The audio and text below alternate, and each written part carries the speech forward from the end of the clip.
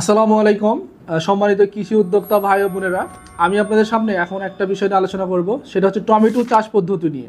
তো আপনারা জানেন যে টমেটো এখন সবথেকে বেশি মানুষ লাগাচ্ছে। যে কোনো ফসল চাষাবাদের প্রথম শর্ত হচ্ছে সময়টা। সঠিক সময় যদি আপনি ফসল করতে পারেন তাইলে কিন্তু আপনি ওইখান থেকে বেশি প্রফিট করতে পারবেন। আর টমেটোর জন্য যদি সময়ের কথা বলি, এটা হচ্ছে আগাম, এটা সিজনাল। আর আমরা জানি যে আগাম যদি আমরা ফসল করতে পারি তাহলে কিন্তু ওখান থেকে প্রফিটের সংখ্যা বা প্রফিট কিন্তু বেশি হইতে পারে।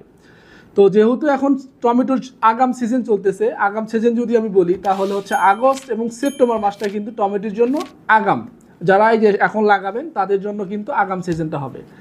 আর যদি সিজনাল বলি, সিজনাল মূলত হচ্ছে অক্টোবর থেকে নভেম্বর মাস পর্যন্ত, এটা সিজনাল। এই সময় কিন্তু সবাই মোটামুটি করে। আমরা প্রেফার করতেছি যারা নতুন উদ্যোক্তা আছে তারা যদি আগাম টমেটো করতে পারে, আগস্ট এবং সেপ্টেম্বর মাসে যদি টমেটো লাগাইতে পারে তাহলে কিন্তু তারা এখান থেকে ভালো একটা প্রফিট পাবে।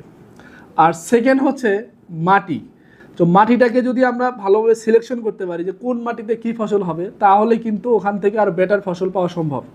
তো টমেটোর ক্ষেত্রে মাটি যদি আমরা বলি, সেক্ষেত্রে দোআঁশ মাটি এবং বেলে দোআঁশ মাটি টমেটো চাষের জন্য আদর্শ মাটি। এরপর আসুন আমরা জেনে নেই যে চাষাবাদের পদ্ধতিটা। আমরা এখন আধুনিক কৃষির কথা বলতেছি। যারা মালচিং দিয়ে চাষাবাদ করবেন তাদের জন্য সবথেকে বড় নিয়ামক হবে যে চাষাবাদের ক্ষেত্রে বেড তৈরি করা। এই বেডের কথা যদি বলি আমরা, ডবল বেডের ক্ষেত্রে আপনারা যেটা করবেন, 3 ফিটের বেড এবং 4 ফিটের মালচিংয়ে আপনারা করতে পারেন, অথবা হচ্ছে 2.5 ফিটের বেডে 3 ফিটের মালচিং ব্যবহার করতে পারেন। সেক্ষেত্রে যদি আমি বলি, আপনার প্রতি শতকে নর্মালি যদি মালচিংটা চাষাবাদ করেন, সেক্ষেত্রে টমেটোর 80 থেকে 90 পিস হচ্ছে চারা প্রতি শতকে লাগে।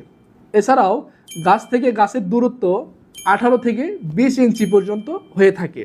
8 থেকে 10 ইঞ্চি পর্যন্ত বেডের হাইট। এক্ষেত্রে আপনারা সতর্ক থাকবেন, যদি বেডের হাইট 8 থেকে 10 ইঞ্চির নিচে হয়, আর আপনারা জানেন আগাম যারা টমেটো করবেন এখন কিন্তু প্রচুর বৃষ্টি হচ্ছে, টমেটোর বেডের হাইট যদি 8 ইঞ্চির নিচে হয় তাহলে বেডের উপরে অতিরিক্ত পানি জমা হবে এবং এই পানিতে কিন্তু গাছের গোড়া কিন্তু পচে যাইতে পারে। তো এক্ষেত্রে আপনারা